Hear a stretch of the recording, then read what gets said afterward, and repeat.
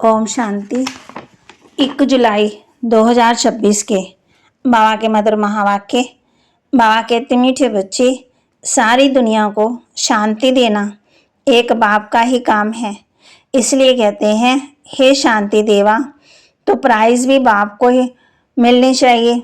सारी दुनिया को शांति देना एक बाप का ही काम है।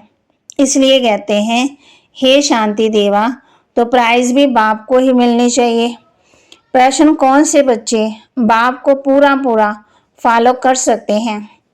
कौन से बच्चे बाप को पूरा पूरा फॉलो कर सकते हैं? बाबा कहते, जो बाप के समान पावन बनते हैं वही पूरा पूरा फॉलो कर सकते हैं।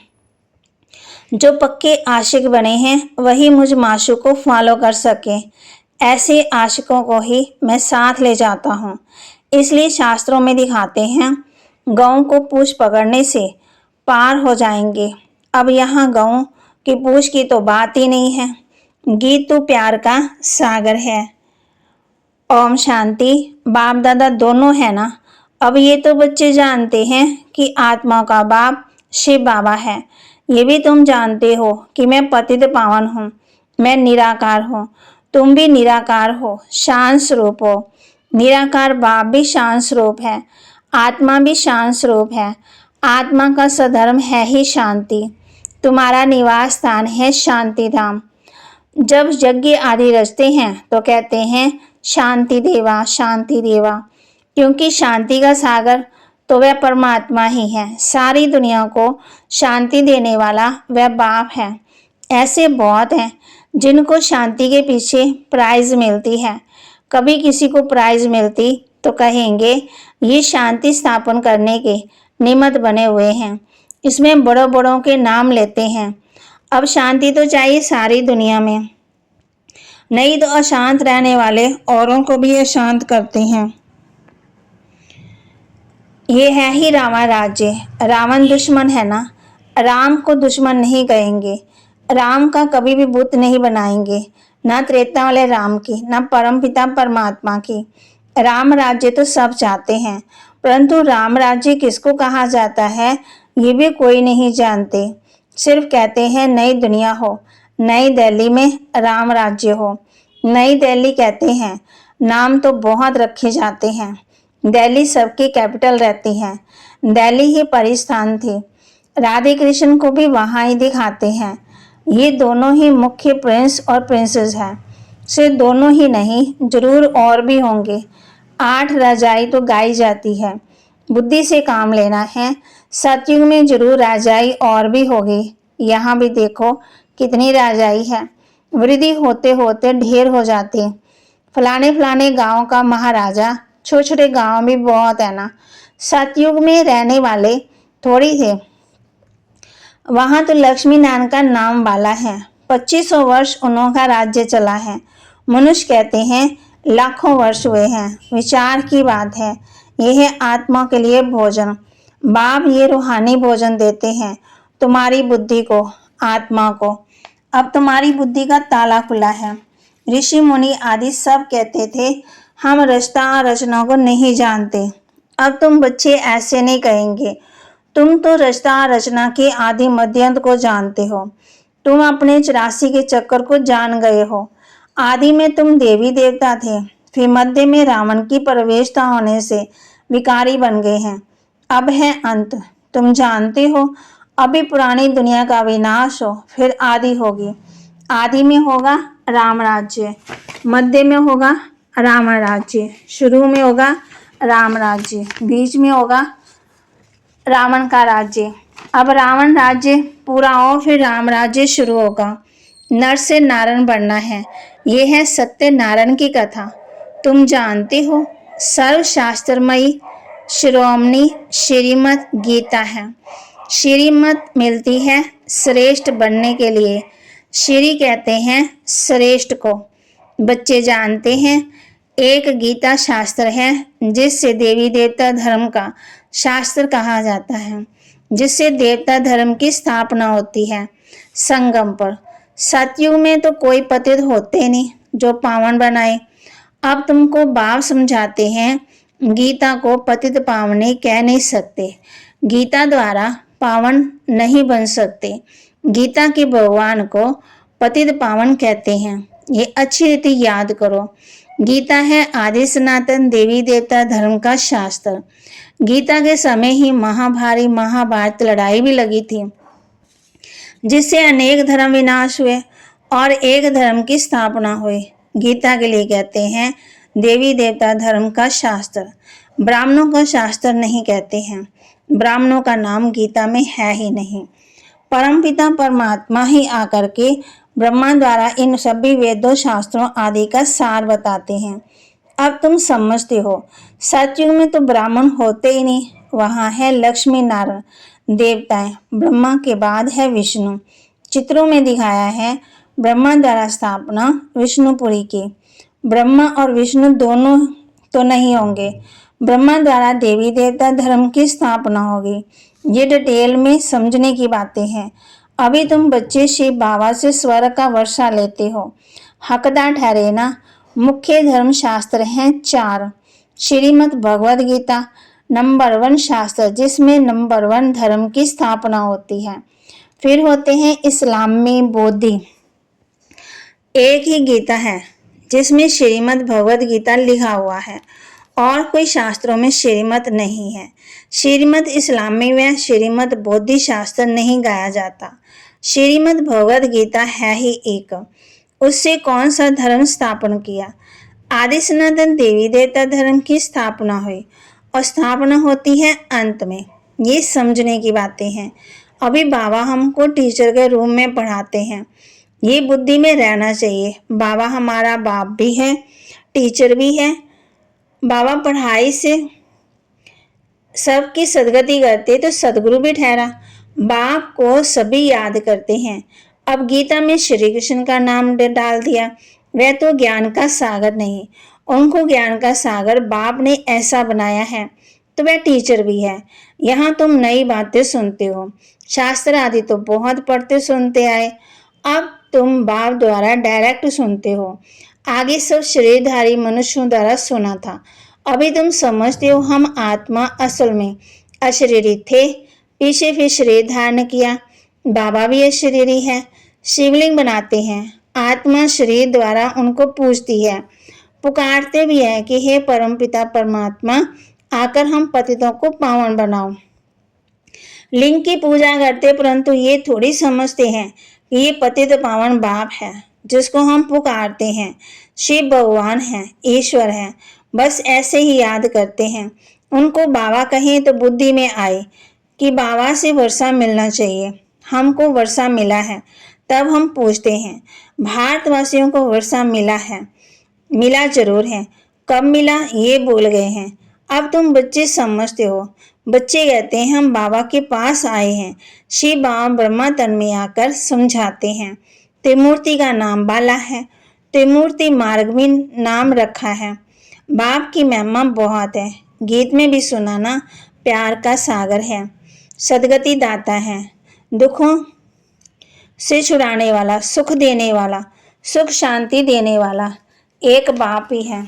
सबके दुख हरने वाला एक बाप ही है। सुख करता एक बाप ही है। बहुत प्यारा है ना। उनसे प्यारी चीज और कोई होती नहीं। जो बाप स्वर्ग का मालिक बनाए वह जरूर प्यारा होगा। वह है बेहद का बाप। कहते हैं बच्चों, मेरे से स्वर्ग की बादशाही मिलती है। तुम आत्माएं भाई भाई हो। अभी बाप द्वारा सुन रहे हो। सभी आत्माएं बाप को याद करती है। बाबा हमको आकर के पावन बनाओ। अब आत्मा कहती है बाबा आया हुआ है पावन बनाने। कहते हैं बच्चों, हर 5000 वर्ष पहले तुमको पावन बनाने आया था। अब मुझ बाप को याद करो तो तुम्हारे भी कर्म विनाश होंगे, तो तुम्हारे सब दुख दूर हो जाएंगे।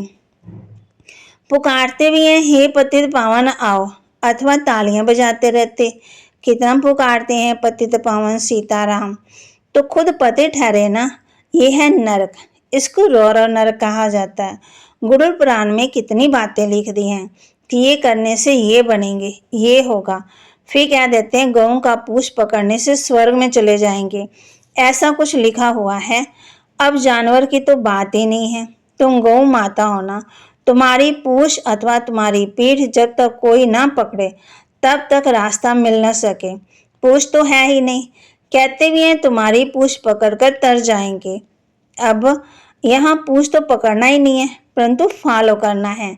सन्यासियों के फॉलोअर्स तो बहुत हैं, परंतु फॉलो करना है अर्थात पवित्र बनना है। तुम हो सच्चे सच्चे फॉलोअर्स हो।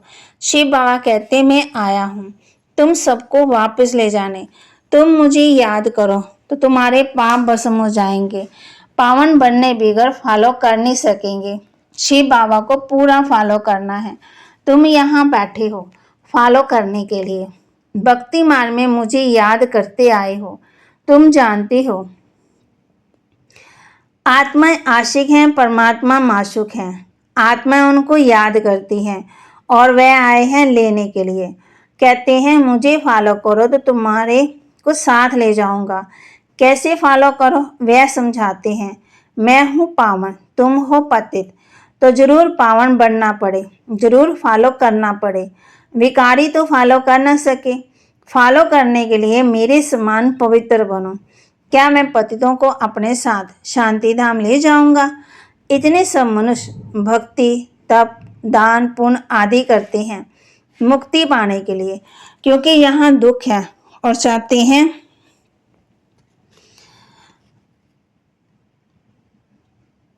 बाप कहते हैं और चाहते हैं कि हम अपने घर वापस जाएं। बाप कहते हैं पवित्र जरूर बनना पड़ेगा। मैं पावन हूँ तब तो तुमको पावन बनाता हूँ। आऊँगा भी ब्रह्मा के तन में, मैं रचता हूँ। मैं इस ब्रह्मा के तन में आता हूँ। दिखाते भी हैं ब्रह्मा द्वारा बाप देवी देवता धर्म की स्थापना करते हैं। तुम बीके ही जानते हो कि शिव बाबा को फॉलो करना है। बाप कहते हैं मुझे याद करो तो मैं प्रतिज्ञा करता हूँ पावन दुनिया में ले चलूंगा और कोई उपाय है ही नहीं। कहते हैं पतित पावन, या तो दृष्टि ऊपर जाती या पानी की तरफ देखते। गंगा तो पतित पावनी है ही नहीं, ये है सागर से निकली हुई नदियां। अब पूछ तो तुम्हारा पकड़ना चाहिए। बाप कहते तुमको पावन बनना है, मेरे को फॉलो करना है, अब तब ही साथ चल सकेंगे। बाप कहते तुम मेरे साथ रहने वाले थे, अब 84 का चक्कर लगाया पतित बने हो। अब फिर मेरे को याद करो तो पावन बनेंगे। सन्यासी भी गृहस्थी को कहते हैं फॉलो करना है तो घर बार छोड़ो। बाप कहते हैं मैं परम धाम में रहता हूँ, तुम भी चलेंगे यहाँ ही, यहाँ ही रहेंगे। क्या यहाँ विकारों में रहना अच्छा लगता? तुम तो पुकारते आए हो ना कि हे पतित पावन आओ। अब बाप कहते हैं मैं आया हूँ साथ ले जाने के लिए। कलब कलब आकर तुमको साथ ले जाता हूँ। फिर सतयुग में तुम बहुत सुखी रहते हो। ये लक्ष्मी नारायण स्वर्ग के मालिक थे ना, इन्हों को इतना सुख देने वाला कौन? हेवनली गॉड फादर बाप याद दिलाते हैं तुम हमारी जयंती मनाते हो। परमपिता परमात्मा की जयंती सभी भारतवासी मनाते हैं। हमारा ये बर्थ प्लेस है। क्रिश्चियन थोड़ी मानेंगे, वह तो क्राइस्ट को मानेंगे। शिव जयंती भारतवासी मनाते हैं। ये सर्व के पतित पावन बाप का बर्थ प्लेस है। बाप सबको सुख देने वाला है, लिबरेट करने वाला है, तो भारत कितना ऊंच है। बाप जानते हैं ड्रामा अनुसार जब हमारे बच्चे बहुत दुखी हो जाते हैं तब मैं आता हूँ वर्षा देने। बाप तो है ज्ञान का सागर, सुख का सागर, बच्चों को वर्षा दे रहे हैं। कहते हैं मुझे फॉलो करो। ये जानते हो हम आत्मा विकारी हैं, इसलिए शरीर भी विकारी ही है। सतयुग में आत्मा पवित्र है तो शरीर भी पवित्र मिलता। अब बाप कहते बच्चे पावन बनो, याद से ही तमो प्रधान से सतो प्रधान बनेंगे। अच्छा, मीठे मीठे सिक्के लदे बच्चों प्रति माता पिता बाप दादा का याद प्यार और गुड मॉर्निंग। रूहानी बाप के रूहानी बच्चों को नमस्ते। रूहानी बच्चों की रूहानी बाप दादा को दिलवा जान सिकवा प्रेम से नमस्ते। धारणा के लिए मुख्य सार बाप से स्वर्ग का वर्षा लेने के लिए मैं आत्मा भाई भाई हूँ। ये पक्का करना है, बहुत प्यार से रहना है। जैसे बाप प्यारे से प्यारा है, ऐसे प्यारा बनना है। बासमान पावन बनकर बाप को पूरा पूरा फॉलो करना है। बाप के साथ वापस घर शांति धाम चलने के लिए पावन जरूर बनना है।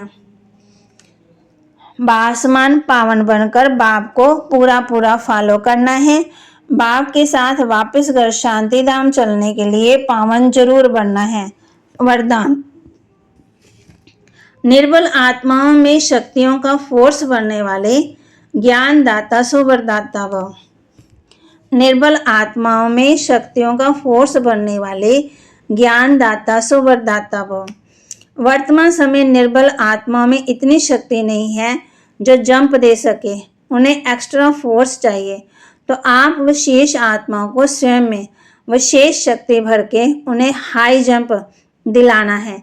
इसके लिए ज्ञान दाता के साथ साथ शक्तियों के वरदाता बनो। रचना का प्रभाव रचना पर पड़ता है, इसलिए वरदानी बनकर अपनी रचना को सर्व शक्तियों का वरदान दो। अभी सर्विस की आवश्यकता है। स्लोगन। साक्षी होकर खेल देखो तो सेफ भी रहेंगे और मज़ा भी आएगा। मज़ा कब आएगा, सेफ कब रहेंगे? जब साक्षी होकर खेल देखें तो सेफ भी रहेंगे और मज़ा भी आएगा।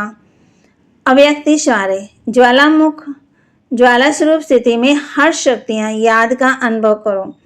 आप महान तपस्वी आत्मा ज्वाला रूप शक्तिशाली याद द्वारा प्राप्ति के किरणों की अनुभूति करो और कराओ। आपका तपस्वी स्वरूप औरों को देने वाला स्वरूप है।